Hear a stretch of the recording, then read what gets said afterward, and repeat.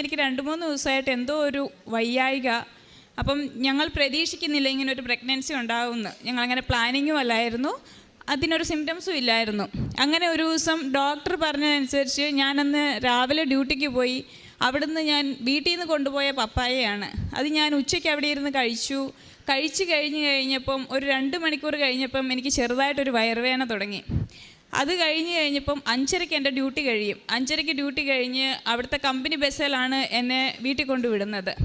അപ്പം ഞാൻ ആ കമ്പനി ബസ്സിൽ കയറുകയും അന്ന് ആ ഡ്രൈവർ, എന്നും സേഫായി കൊണ്ടുപോകുന്ന ഡ്രൈവർ, അന്ന് ഞാൻ കഴിഞ്ഞപ്പം ഒരു കിലോമീറ്റർ അങ്ങ് മുന്നോട്ട് പോയപ്പം ഡ്രൈവർ ഇതിനകത്ത് തട്ടുകയും വണ്ടി ജമ്പാവുകയും 4ാമത്തെ സീറ്റിലിരുന്ന് ഞാൻ മുകളിലോട്ട് പോയി താഴോട്ട് വരികയും ചെയ്തു.